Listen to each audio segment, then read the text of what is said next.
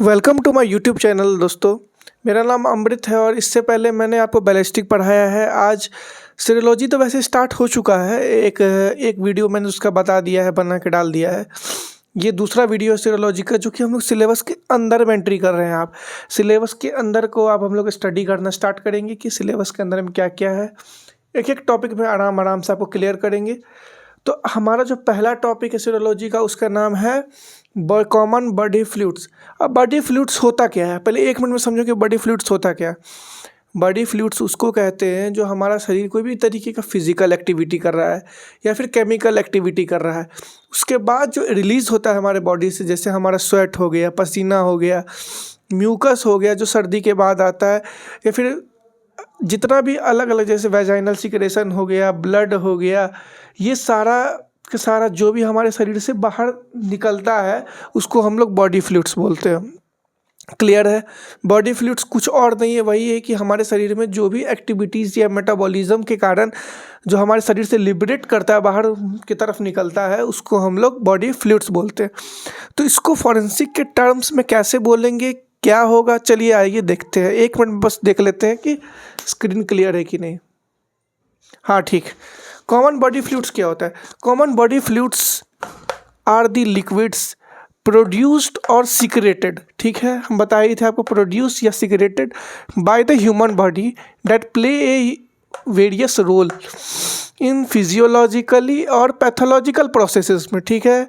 In medicine and forensic science they are often analysed for diagnostic of toxicological और identificational purposes. अब common body fluids का काम कभी कभी फॉरेंसिक साइंस में ये भी होता है कि हम लोग किसी भी तरीके के ड्रग्स को आइडेंटिफाई करने के लिए भी इसका अध्ययन यानी कि स्टडी करते हैं। हम लोग डायग्नोसिस करने के लिए किसी तरीके का बीमारी है कि नहीं हमारे शरीर में, और टॉक्सिकोलॉजिकल आइडेंटिफिकेशंस में भी हम लोग इसका बहुत अच्छे से स्टडीज़ करते हैं कॉमन बॉडी फ्लूइड्स का। आप कॉमन बॉडी फ्लूइड्स का नाम लिए और सबसे पहले आ गया हमारे पास ब्लड। ब्लड क्या होता है, ब्लड का काम क्या होता है, पहले ये देखिए।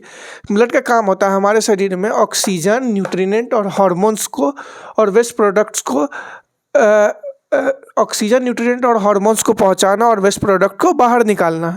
और ये कॉमनली यूज्ड होता है मेडिकल टेस्ट में और फॉरेंसिक इन्वेस्टिगेशन में। ब्लड का बहुत बहुत ज़्यादा ही इंपॉर्टेंस होता है सीरोलॉजी में, ये मैं आपको आगे बताऊंगा आगे के टॉपिक्स में। Urine extracted by the kidney to remove the waste products and toxin. Urine जो होता है हमारा, वो क्या करता है, एक्सट्रैक्ट करता है किडनी से अनवांटेड पार्टिकल्स को। और ये ड्रग टेस्टिंग्स में भी हम लोग का बहुत ही इंपॉर्टेंट होता है, क्योंकि हम लोगों को अपने यूरिन से पता चलता है कि किस तरीके का ड्रग्स ये आदमी लिया था मरने से पहले, या मरने से पहले किस तरीके का ड्रग्स अपने शरीर के अंदर वो लिया था, वो हम लोगों को यूरिन से पता चलता है। तो चलिए अब आगे देखते हैं।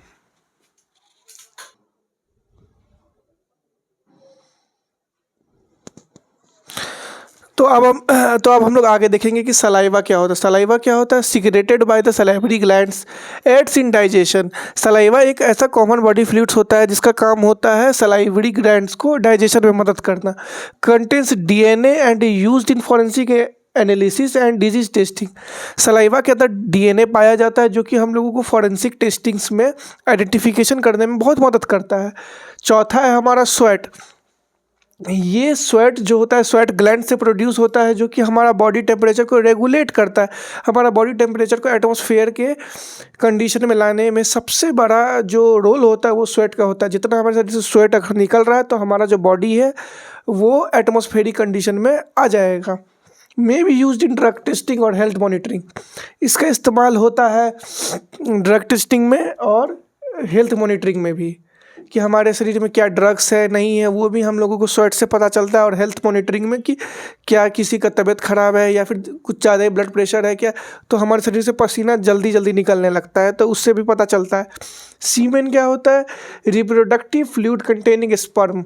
जो स्पर्म एक ऐसा फ्लूइड जो स्पर्म कंटेन करता है उसको हम लोग सीमेन बोलते हैं। Often collected by evidence in sexual assault cases. Sexual assault cases में जो सबसे प्राइम चीज़ होता है वो होता है सीमेन का। सीमेन यानी कि स्पर्म। अगर स्पर्म अवेलेबल है तो हम लोग समझ लेते हैं कि हो सकता है ये कहीं ना कहीं रेप का केस हो। vaginal secretion, lubricating and protective fluids in the female reproductive system. ये लिब्रिकेटिंग और प्रोटेक्टिव फ्लूइड होता है जो कि फीमेल रिप्रोडक्टिव सिस्टम में होता है। रेलिवेंट होता है गायनाकोलॉजिकल एग्जाम्स और फॉरेंसिक केसेस में। अब वेजाइनल सिक्रेशन का इस्तेमाल हम लोग गायनाकोलॉजिकल केसेस में भी करते हैं, जहाँ पे हम लोग वेजाइना से सैंपल कलेक्ट करके उसको फिर आइडेंटिफाई करते हैं कि हो सकता है कि किसी तरीके का रेप केस हुआ हो या फिर कुछ भी, तो वो हम लोग वेजाइनल सिक्रेशंस में पढ़ते हैं। अब आगे चलते हैं। अब हम लोग आगे देखेंगे तो हमारा 7th है, वो है सेरोब्रोस्पाइनल फ्लूइड CSF। ये सेरोब्रोस्पाइनल फ्लूइड जिसको CSF बोलते हैं, वो हमारे ब्रेन और स्पाइनल कॉर्ड के बीच में सराउंड करता है। और ये कैसे कलेक्ट किया जाता है? Collected by lumbar puncture to diagnosis neurological conditions. अब न्यूरोलॉजिकल कंडीशंस कुछ भी हो सकती है, जैसे कोई भी न्यूरोलॉजिकल डिजीज़ हो सकती है जिसको हम आइडेंटिफाई कर सकते हैं बस सेरोब्रोस्पाइनल फ्लूइड CSF से। अब हमारा 8वां है, वो है एमोनेटिक फ्लूइड।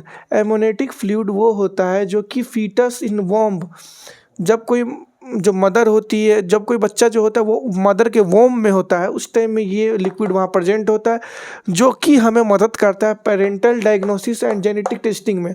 जेनेटिक टेस्टिंग में हमें मदद करता है और पेरेंटल डायग्नोसिस की, क्या वो बच्चा ठीक है नहीं है, क्या उसके अंदर कोई पहले से ही कोई बीमारी है या नहीं है, वो सारा का सारा चीज़ हम लोग को एमोनेटिक फ्लूइड से पता चलता है। अब 9th है हमारा ब्रेस्ट मिल्क। ब्रेस्ट मिल्क क्या होता है? Nutritional fluid produced by mammary gland, जो कि मेमरी ग्लैंड से प्रोड्यूस्ड होता है। Breast milk contain antibodies and can be use in drug testing. अब जो ब्रेस्ट मिल्क होती है उससे भी हम लोग ड्रग टेस्टिंग कर सकते हैं, क्योंकि वो सीधे मदर से आती है और हमें पता चल जाता है अगर मदर ने लिया है ड्रग्स तो वो भी पता चलेगा कि कितने अमाउंट में लिया है नहीं लिया है, वो हमें उसके ब्रेस्ट के मिल्क से पता चल जाता है। 10वां है म्यूकस, जो इसको नेसल और रेस्पिरेटरी सिक्रेशन बोलते हैं। म्यूकस क्या करता है? जो ट्रैप करता है पैथोजन को और पार्टिकल्स को रेस्पिरेटरी ट्रैक्ट्स में, और यूज़फुल होता है डायग्नोसिस इन रेस्पिरेटरी इन्फेक्शंस। जो रेस्पिरेटरी सांस लेने के बाद जो इन्फेक्शंस होता है उसको भी ये डायग्नोसिस करने में मदद करता है और ट्रैप करता है पैथोजन्स को और पार्टिकल्स को।